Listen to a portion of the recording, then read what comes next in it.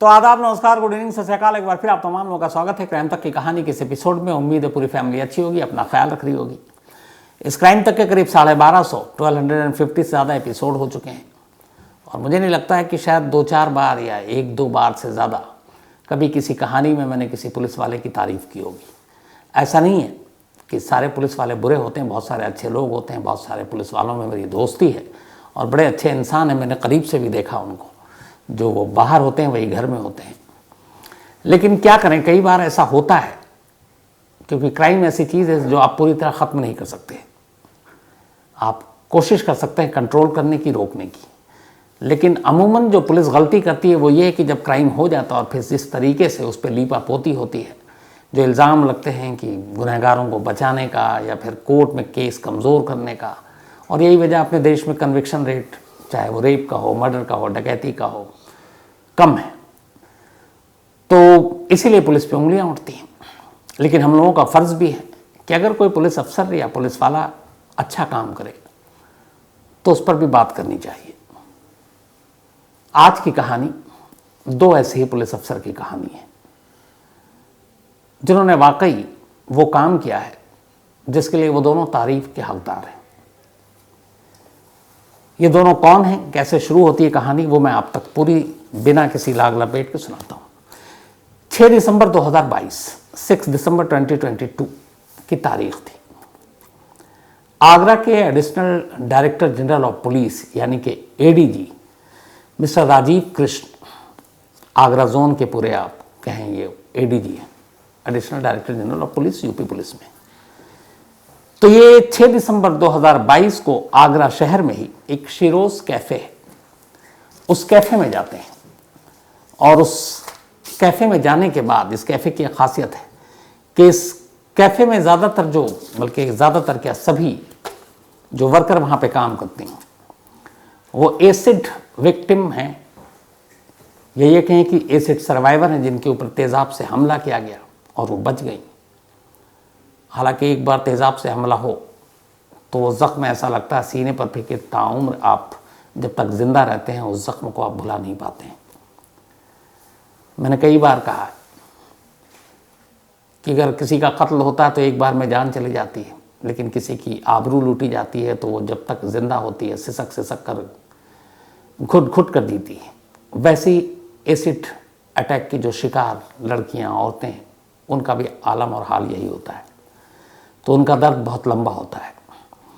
तो इस शिरोज कैफ़े में तमाम ऐसी एसिड सर्वाइवर काम किया करती हैं और एडीजी राजीव कृष्ण वहाँ पहुँचते हैं 6 दिसंबर 2022 को।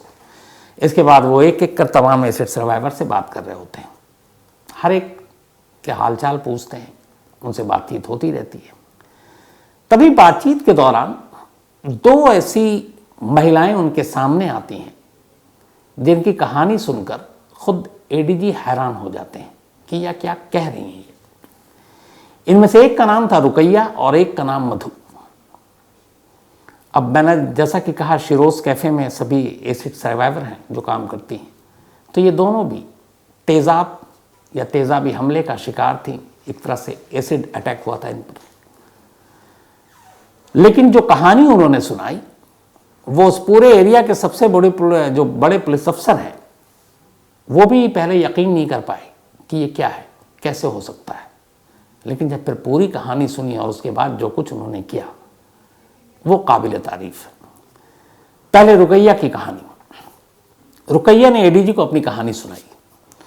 उसने कहा कि 7 सितंबर 2002 की बात है, 7 सितंबर 2002। आगरा में रहती है रुकैया और उसका परिवार। पिता की पहले ही वालिद की मौत हो चुकी है। घर में माँ, बहन, एक बड़ी बहन की शादी हो चुकी थी। 7 सितंबर 2002 को रुकैया अपनी माँ के साथ आगरा से दूर अलीगढ़ पहुंचती है क्योंकि उसकी बड़ी बहन का ससुराल अलीगढ़ में है। और माँ और रुकैया को इसलिए जाना पड़ा क्योंकि जो बड़ी बहन है शादी के बाद उनका मिसकैरेज हो गया था, तो उन्हें देखभाल की भी ज़रूरत थी। तमूमन ऐसे मौके पर मायके से लोग जाते हैं, तो माँ और बहन गई। लेकिन 2002 में जब रुकैया अपनी माँ के साथ अपने बहन के ससुराल पहुंची तब उसकी उम्र सिर्फ 14 साल थी, 14 ईयर, नाबालिग थी। वहाँ जाने के बाद जो बाकी चीज़ें हैं, बहन की देखभाल, सारी चीज़ें हो रही। अब इत्तेफाक से जो रुकैया के जीजा थे, उसके बहन के शौहर, उनका एक छोटा भाई था। उसकी उम्र थी उस वक्त 2002 में 24 साल, यानी रुकैया से 10 साल बड़ा। रुकैया के इस जीजा का छोटा भाई रुकैया से शादी करना चाहता था। हालांकि वो जानता था कि वो उससे 10 साल उम्र में छोटी है, और इस वक्त वाकई छोटी है, 14 साल की सिर्फ उम्र है, नाबालिग है। और रुकैया खुद पढ़ना लिखना चाहती थी, कुछ बनना चाहती थी। उसने इशारों में कुछ इशारा दिया, लेकिन अब 14 साल की उम्र रुकैया। फिर उसने अपने घर वालों से फोर्स किया, तो रुकैया की माँ, बहन को भी मालूम था, उसने अपनी भाभी को बताया होगा, तो साफ सबने मना कर दिया। उन्होंने कहा, एक तो रुकैया भी बहुत छोटी है उम्र में, और तुम्हारे और उसके बीच में उम्र का फासला भी है, और अभी अगले 10-20 साल तक तो हम उसकी शादी की सोच भी नहीं रहे। पढ़ाना है, लिखाना है, बड़ा समझदार बनाना है। 7 सितंबर 2002 को जब रुकैया उस घर पे थी, तब उसने फिर एक बार रुकैया से कहा। रुकैया ने साफ मना कर दिया। इसके बाद शाम का वक्त था। रुकैया उसी घर की चारपाई पर बैठी थी। हल्का सा अंधेरा था। अचानक उसके चेहरे पर कोई गर्म सी चीज़ आकर टकराती है। उसे लगा किसी ने गर्म उबलता हुआ चाय फेंक दिया है। वो चीखी। दोनों हाथ चेहरे पर थे, चेहरा बुरी तरह जल रहा था। लेकिन थोड़ी ही देर के बाद एहसास हो गया कि ये चेहरे पर जो कुछ फेंका गया वो चाय नहीं, बल्कि तेज़ाब था। फेंकने वाला कोई और नहीं था, बल्कि रुकैया के जीजा का छोटा भाई, जो रुकैया से शादी करना चाहता था। इसके बाद फैमिली वाले फ़ौरन रुकैया को लेकर अस्पताल पहुंचे, पहले अलीगढ़ के, फिर वहां से उन्हें आगरा ले जाया गया। अब इधर इलाज चल रहा है, और ये हकीकत मालूम है कि ये क्या हुआ और तेज़ाब फेंका उसने, क्योंकि उसने शादी से मना किया था रुकैया ने। घर वाले अब पुलिस के पास कंप्लेंट लिखाने के लिए जाना चाहते हैं, खुद रुकैया भी, उसकी माँ भी। ये बात रुकैया की जो बहन है उसे भी मालूम, और उसके जीजा को भी मालूम। अब उन्होंने इमोशनल और खेल खेला और एक तरह से ब्लैकमेल किया। रुकैया के जीजा ने कहा कि अगर तुमने मेरे भाई के खिलाफ पुलिस में जाकर कंप्लेंट की एसिड अटैक के मामले में, तो ठीक है, वो तो जेल जाएगा, लेकिन फिर अपनी बहन को भी तुम संभालना, हम उसे घर से निकाल देंगे। और उस वक्त तक फिर ये था कि बच्चे भी हो गए थे, बाद में पहले भी बच्चे थे। तो अब ये हुआ कि आप कंप्लेन करोगे तो ये रिश्ता ख़त्म, और अपनी बहन को घर ले जाओ, जो शादीशुदा बहन है। अब रुकैया के फादर की पहले ही मौत हो चुकी है, माँ है, खुद वो है, घर की माली हालत भी इतनी अच्छी नहीं है। ऊपर से ये कि अगर कंप्लेन करते हैं तो एक बहन को उसका शौहर छोड़ देगा, और वो अपने बच्चों के साथ यहाँ आ जाएगी घर पे। फिर पूरी ज़िंदगी पड़ी है बहन की भी, किसके सहारे जिएगी। हालात ऐसे बने कि फैमिली ने फिर तय किया कि बड़ी बहन का घर बचाने के लिए छोटी बहन खामोश हो जाए, और यही हुआ।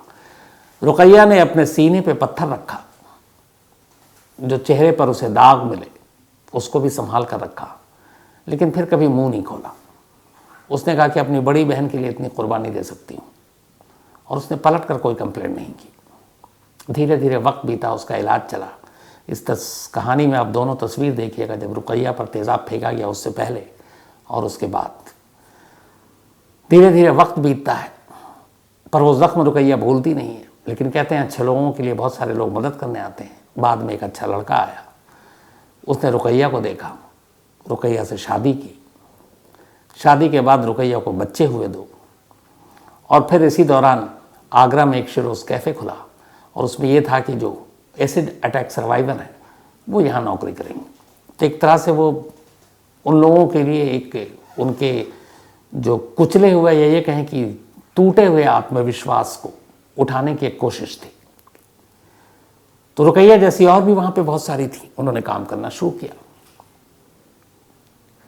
अब ये इस बात को 20 साल हो गए थे। 2022 6 दिसंबर की तारीख थी। रुकैया ने ये पूरी कहानी एडीजी साहब को सुनाई। उन्हें सुनकर पहले तो यकीन नहीं हुआ, लेकिन उन्होंने कहा चलो। इसी बीच में एक दूसरी महिला सामने आती है, उसका नाम मधु था। रुकैया के बाद अब मधु अपनी कहानी एडीजी को सुनाती है। यहाँ जो बाकी थे सब अपनी कैसे आपने सर्वाइव किया, कैसे क्या किया, हर एक कहानी सुना रहा है। उसके बाद ये भी है कि जिसने एसिड फेंका, तेज़ाब फेंका, उसको सज़ा भी मिली है। लेकिन यहाँ दो ऐसे कैरेक्टर थे जिन्होंने कभी पुलिस के पास कंप्लेंट ही नहीं की थी, और यही बात परेशान कर रही थी एडीजी राजीव कृष्ण को। तो रुकैया की कहानी खत्म हुई, मधु की कहानी शुरू हुई। उसने अपनी कहानी बताई। उसने कहा कि करीब 22 साल पहले, रुकैया को 20 साल हुए, उसे 22 साल पहले यानी 2000 की बात, मधु की शादी तय हो गई थी। उसकी मंगनी हो गई, सगाई हो गई, और कुछ वक्त के बाद ही अब उसकी शादी होनी थी। घर वालों ने अरेंज मैरिज की थी। मधु दिखने में भी खूबसूरत थी, लेकिन मोहल्ले के कुछ मनचले मधु के पीछे थे। उनमें से एक मधु से शादी करना चाहता था। मधु ने साफ इनकार किया था। वो कभी आते जाते छीटाकशी भी करते थे। अब इधर मधु की इंगेजमेंट हो गई, कुछ वक्त के बाद शादी होनी है, ये बात उन मनचलों को पता चली। एक रोज़ मधु अपने घर से निकली और बाजार जा रही थी। तभी अचानक उसके चेहरे पर तेज जलन महसूस हुआ। उसने दोनों हाथों से अपना चेहरा पकड़ा।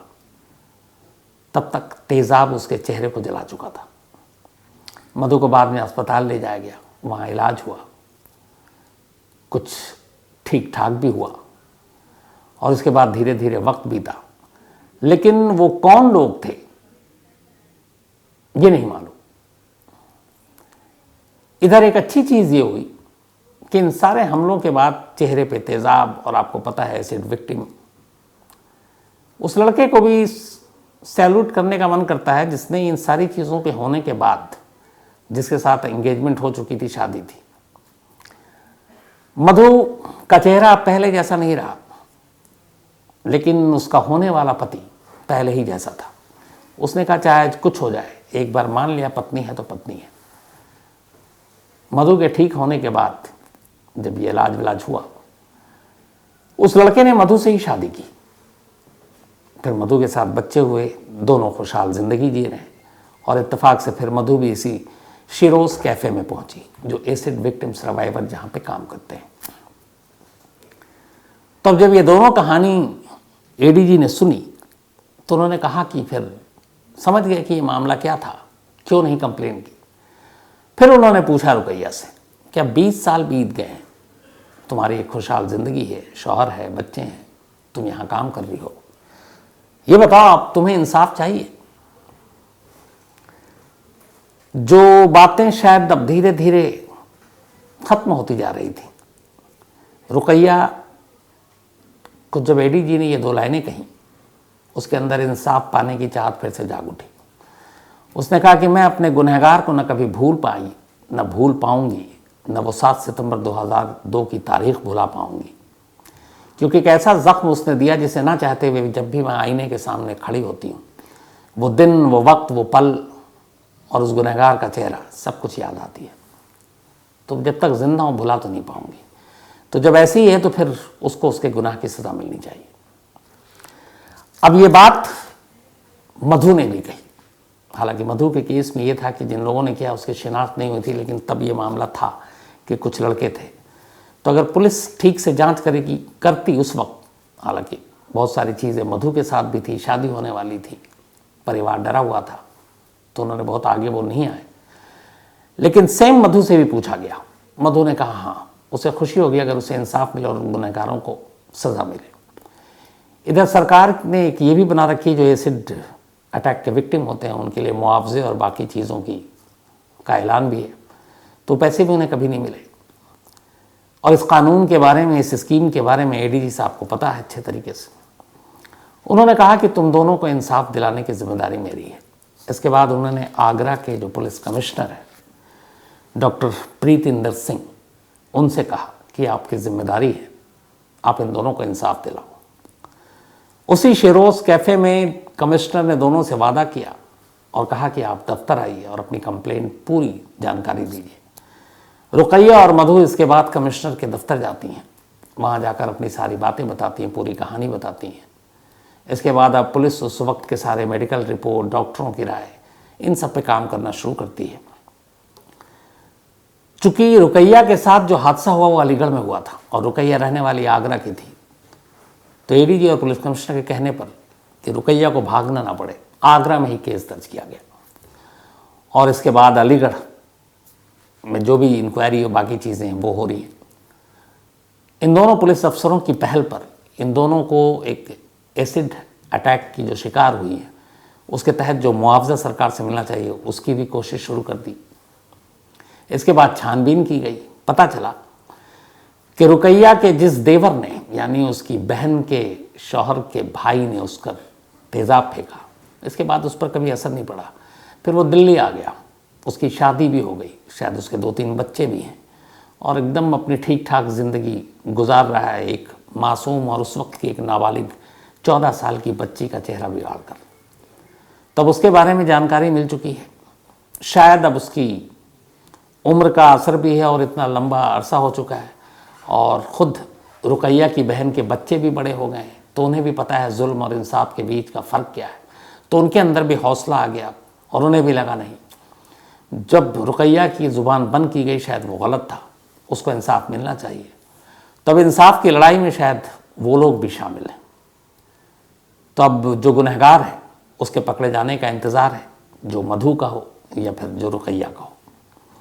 और जिस तरीके से पुलिस ने इस केस को डील किया, 20 और 22 साल पुराने केस में मुकदमा दर्ज किया, इन्वेस्टिगेशन शुरू की, इससे इन दोनों को भी हौसला आया और इन दोनों ने एडीजी और पुलिस कमिश्नर दोनों को दिल से शुक्रिया कहा है। और मैं भी चाहता हूँ पूरी क्राइम तक टीम की तरफ से भी मैं भी ऐसे पुलिस अफसरों की तारीफ़ करनी चाहिए। इससे ये होता है कि बहुत सारे और पुलिस अफसरों को ऐसी चीज़ें करने का एक तरह से उन्हें हौसला मिलता है। तो वाकई अगर पुलिस वाले इसी तरह काम करते रहें तो शायद जो पुलिस को लेकर इमेज है आम लोगों में वो पूरी तरह से बदल सकती है। हालांकि वक्त लगेगा, लेकिन शुरुआत तो किसी न किसी को करनी चाहिए। तो चाहे वो एडीजी राजीव कृष्ण जी हों या फिर आगरा के पुलिस कमिश्नर हों डॉक्टर प्रीतिंदर सिंह, इन दोनों ने ऐसा करके एक मिसाल कायम की है। आपको ये भी बता दूं कि अगर इन दोनों के खिलाफ सारे सबूत मिल गए, पुख्ता केस बन गया, तो हमारे देश में ऐसा नहीं है कि एसिड अटैक को लेकर कानून लचर है, कानून सख्त है। इसमें 10 साल से लेके उम्र कैद यानी लाइफ इम्प्रिजमेंट तक की सज़ा है। यहाँ तक कि 18 साल से कम उम्र के बच्चों को आप तेज़ाब बेच नहीं सकते, दुकानदार के खिलाफ एक्शन लिया जाएगा। तो सज़ा सख्त है, 10 साल से लेकर उम्र कैद तक। और आगरा पुलिस की यही कोशिश है कि जो रुकैया और मधु ने झेला इन 20 और 22 सालों तक, उसकी सज़ा उन गुनहगारों को ज़रूर मिलनी चाहिए और हम सब भी चाहते हैं कि ऐसा ही हो। तो आगरा पुलिस के एडीजी और पुलिस कमिश्नर दोनों को पूरी क्राइम तक फैमिली की तरफ से वाकई दिल से बहुत बहुत शुक्रिया। और ऐसे ही अच्छे काम पुलिस करती रहे। तो लोग भी हमेशा ऐसा नहीं है, पुलिस के साथ देते हैं और रहते हैं, मीडिया वाले भी। हालांकि हमारा काम है जो कमियां हैं उसको उजागर करना, लेकिन ये भी ध्यान रखने की ज़रूरत है कि पुलिस वालों से कोई पर्सनल, किसी भी क्राइम रिपोर्टर या जर्नलिस्ट की कोई पर्सनल या ज़ाती दुश्मनी या उस तरह की बात नहीं होती। एक प्रोफेशनल रिलेशनशिप होता है दोनों में। जहाँ गलत काम होता है वहाँ उसी तरीके से हम लोग खड़े होते हैं, आवाज़ उठाते हैं। लेकिन ये है कि जहाँ अच्छा काम हो वहाँ उसको भी उसी तरीके से बताना चाहिए। तो थैंक यू सो मच। और हम सब की यही उम्मीद है कि रुकैया और मधु को जल्दी ही इंसाफ मिले, जिसकी शुरुआत हो चुकी है। तो आज कहानी में इतना ही, लेकिन कहानी ख़त्म करूँ उससे पहले वही अपना सिलसिला। फैसल हसन, इनका आज बर्थडे है, तो हैप्पी बर्थडे फैसल। और ये अमान हसन के फादर हैं, तो फैसल हसन जी आपको बहुत बहुत हैप्पी बर्थडे। मान सिंह यादव, इनका भी आज जन्मदिन है, तो हैप्पी बर्थडे मान सिंह। और ये गोरखपुर से है। इसके अलावा मोहसिन अजहर का भी आज बर्थडे है, तो हैप्पी बर्थडे मोहसिन। साथ ही अजय सिंह सिल्लीगुड़ी से हैं और इनका भी आज जन्मदिन है, तो हैप्पी बर्थडे अजय। इसके अलावा ज़मीर इदरीसी का भी आज जन्मदिन है, तो हैप्पी बर्थडे ज़मीर। और ये मोहम्मद अजीम ने भेजा है। साथ ही सुबोध यादव, इनका भी आज बर्थडे है, तो हैप्पी बर्थडे सुबोध। और बबलू यादव ने भेजा है। इसके अलावा रूपाली सिंघल का भी आज जन्मदिन है, तो हैप्पी बर्थडे रूपाली जी। और ये संजय सिसोदिया ने भेजा है। साथ ही अंकित सिंह, इनका भी आज जन्मदिन है। इसके अलावा अंजलि, इनका भी आज जन्मदिन है, तो हैप्पी बर्थडे अंजलि। साथ ही आदिति, इनका भी आज बर्थडे है, तो हैप्पी बर्थडे आदिति। इसके अलावा वीर नारायण सिंह जी, ऊपर वाला आपको हमेशा अच्छा रखे, सेहत दे। और ये यूपी पुलिस में है वीर नारायण सिंह जी, और इनके बेटे ने मुझे ये मेल भेजा है। और थैंक यू सो मच कहानी सुनने के लिए, उसे सराहने के लिए। इसके अलावा कैलाश कुमार जी हैं, थैंक यू सो मच आपका भी कैलाश जी। निशांत सिंह हैं और इन्होंने ये नेवी मर्चेंट हैं। इन्होंने मुझसे पूछा कि आपने मीडिया का जॉब क्यों चुना। चलिए निशान जी, किसी दिन तसल्ली से इसका जवाब पक्का दूंगा। रजत भारद्वाज, हालांकि कई बार किस्तों में जवाब दे भी चुका हूं, लेकिन एक बार पूरी तरह से देता हूं। रजत भारद्वाज, इन्होंने भी कुछ लिखा है, मैं ही भूल रहा हूं। हाँ, इन्होंने शायद ये लिखा है कि कुछ घर में चल रहा है, वाइफ प्रेग्नेंट हैं, क्राइम की कहानियाँ सुनना न सुनना ये सारी चीज़ें आती हैं, तो फिर मेरे ऊपर भी बंदिश है। तो रजत जी, मैं यही कहूँगा कि जब तक ऐसा हो, और अगर माँ और वाइफ दोनों कह रहे हैं, तो थोड़े दिन के लिए बिल्कुल ना सुने, और जब सब कुछ ठीक हो जाए और आप बाप बन जाए, तो एक तो हमें मेल भी कीजिएगा, और ऊपर वाला सब कुछ अच्छा रखे, और फिर उसके बाद सुनिएगा तसल्ली से।